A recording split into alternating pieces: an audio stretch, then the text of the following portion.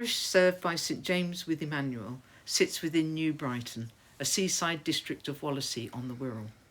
Economically, it is a mixed area with both significant strengths and notable challenges, and Wirral Pride is based in New Brighton. It's impossible to fit the chaplaincy initiatives neatly into two models, as elements from all models seem to be present. However, the incarnational, sacramental and the bridge builder models do embrace both initiatives, our community project on Victoria Road and Open Table, enabling me to stand between the church and the world and to look both ways. These two models are very responsive to local needs in that they are creative and engage in an intergenerational way. With the Sunflower Project, it's not confined to the church building, but increases the profile of the church. Hey Steve, Victoria how's your Road. sunflower going? Really good. It's our little baby here. It's called Sunny the Sunflower. We changed the pot and the soil, so we changed to the Johnnings number 2. I hope it's going to give us that little bit extra to win the competition. You know, how did you feel about when we first came along and gave you that seed in a little pot from the church? I thought we were well going to win this. With our background in gardening, no problem. Well, we thought you were going to do really well because you've got all the right ingredients in Yeah, the but we shop. haven't got a greenhouse like you though, have we? But does it feel good to be part of the competition? Yeah, it really does, yeah. Yeah. To be part of the community. Yeah. Yeah, thank you. I think one of the important elements of the competition is developing that relationship with the people along Vicky Road and increasing the presence of the church in a very subtle way that people actually, you know, don't acknowledge it at first. But when we invite them to services, I think it becomes more apparent the work that the church is doing on the street. I want to ask you, has it changed your image about the church? Yeah, it's nice to see you getting out and about in the community and yeah, get a bit of community spirit going. Yeah. But what do you think about it as a community As project? a community project, it's quite exciting really, because I said I've seen a few people coming past and then looking at the leaflets sort of thing. And then has it made you feel any differently about St James's Church? It brought attention to the church, and it's sort of like it is a talking point. So I think yes, it is. It's sort of anything like this that brings the community together. I think is always a good thing. Yeah. You know, even if one person Yeah. it sort of becomes excited and goes, oh, that's enough for the church, or they know about it. How's your sunflower coming on, Evie? Do you know, I haven't checked it today. I need to have a look. My goodness! It's gone wider rather than taller, which is not necessarily the aim of the competition. Oh no, that's how you about it as a community project. Oh, you know what? It's funny, isn't it, that how people get into it. You know, it's like really an interesting sort of way of getting, you know, people to sort of, I don't know, just I mean, talk. even just here, even just amongst us, you know, there has been a little bit of like friendly rivalry with it, you know, and also when people have been off, I've been responsible for like, I don't know, I've really enjoyed it. Next year. Yeah, next year. Oh, next year, I'm buying books. I'm going to take this much more seriously next year. But don't get me wrong, I took it seriously this year. Yeah, and do you think it's made a difference to how people think about the church on the street? Interesting, because like, nobody's really kind of obviously come in and asked us about it. It's certainly made like, me aware of who you are, where you are, what you do, and like actually how actively engaged you are in our community, and like kind of, you know, I've even noticed the little signs where you have like the little coffee mornings and things like that. So you know, certainly it's raised awareness for me, for everybody that's around me. So in that respect, yeah, I think it has been a success. Yeah. So when Liz asked me whether I'd be interested at the hatch of growing a sunflower for St James's, I was a little bit hesitant because I usually kill everything. But this is a really nice community endeavour to get people involved from different parts of New Brighton further afield, and we'll see where we get to. Follows some interviews with varying points of view about the Open Table Sacramental Initiative, which has made me realise there is more bridge building work to be done. You're a regular attender at Open Table. What does having Open Table here as a service mean to you? Grew up in the church and had a really good kind of relationship with it, and then when I went to university I encountered some kind of more dubious kind of interpretations, I guess, which were really exclusionary to LGBTQ plus people, and it kind of knocked me a bit. And even though I think my own family, I've got really good relationship with my dad and talking about like God and the church and stuff, it gave me pause, I guess. So it's been really lovely having it here in moving to a new place as well, and kind of part of like building that community, and I guess also my trust back in church, and I guess I'm slowly kind of, I use it as time, I guess it's not as formulaic, and it gives me a lot more space to sort of think and feel how I am in the space itself and like with the people around me, and I've also been able to bring other people. A lot of my friends, like a lot of my queer mates, have grown up in the church, but in different kinds of churches that have been not very welcoming to them. So it's also given like that space and really like kind of broadened who I feel like Has worked as a bridge builder, really, between where you were at university and now. Yeah, definitely. Yeah. Definitely. Like both in time, and then I think a bridge builder in not feeling kind of, it's evangelical in a way that's not like not the sort of the negatives that I've come to associate. It's not like down your throat kind of thing. It's like it's a real safe space for a lot of my mates to be where they're at in their relationship. Because I think a lot of people in this parish, although they voted to host Open Table, they themselves don't come. You know,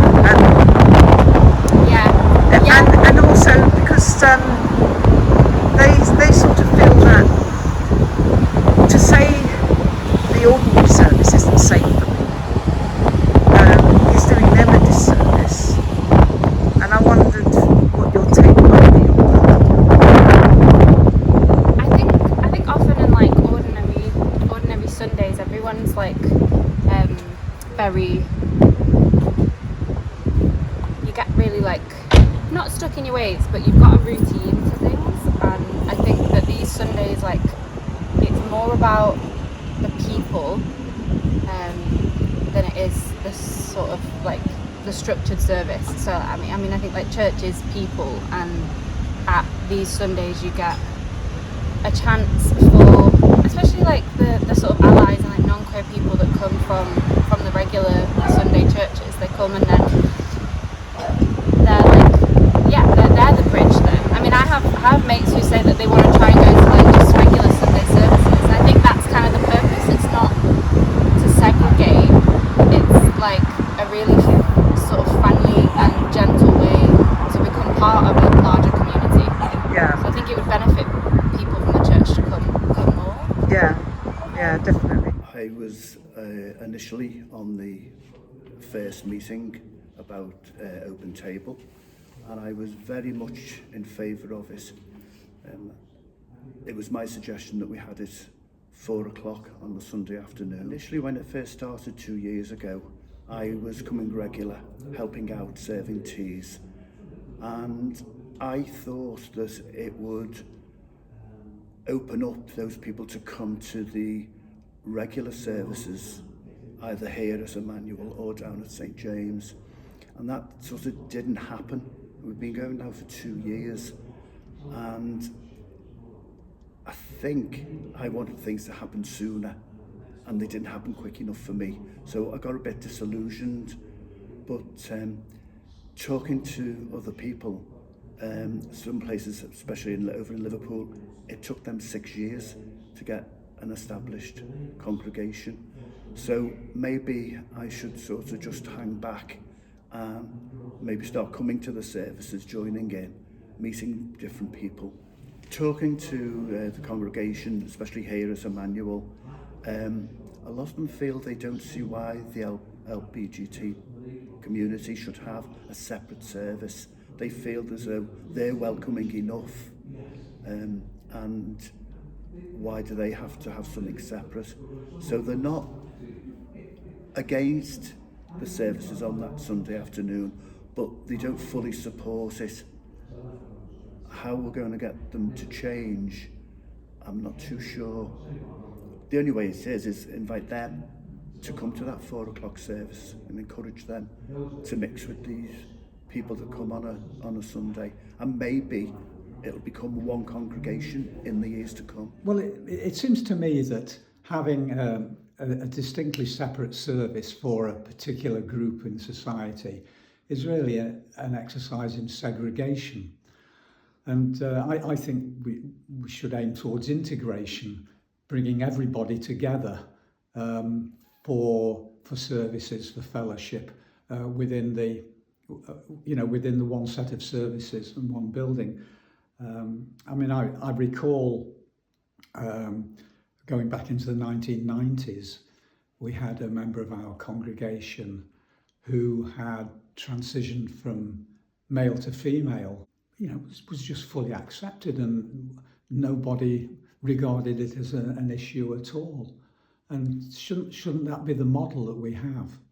I think my strongest feeling, though, is the way that the Open Table service has been marketed, for want of a better word. It's been marketed as a service where certain groups of society can feel safe, and the implication is that they wouldn't be safe in our normal mainstream services, and I regard that frankly as offensive to our congregations. It's implying that certain people who came to our services wouldn't be safe. Isn't that insulting?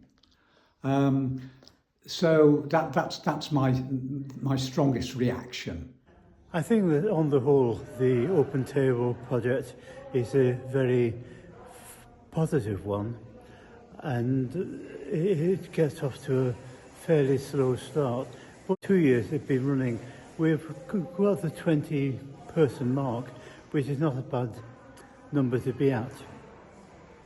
I'm particularly intrigued at the person who said that it is advertised as a safe space. Not, I think, because we're saying other spaces aren't, but we're making an effort to make it safe.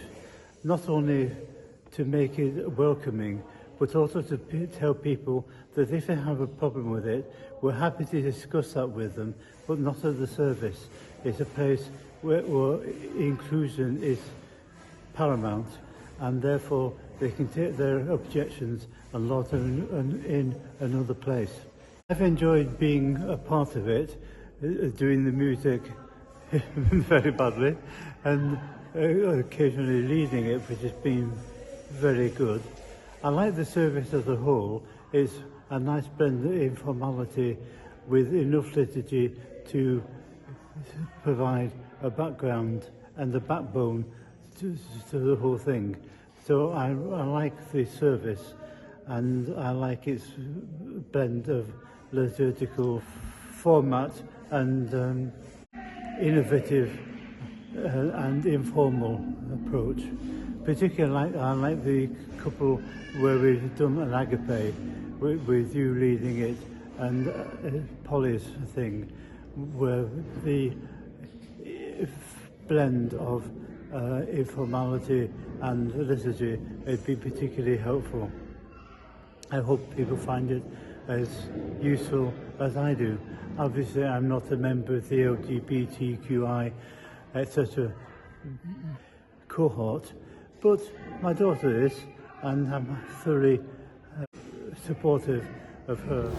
The most important contributions of chaplaincy is to bring the voices of the world into conversation with the church. The role of a chaplain is to meet people where they are on their particular journey, confronting society as it is and not as faith groups would like it to be.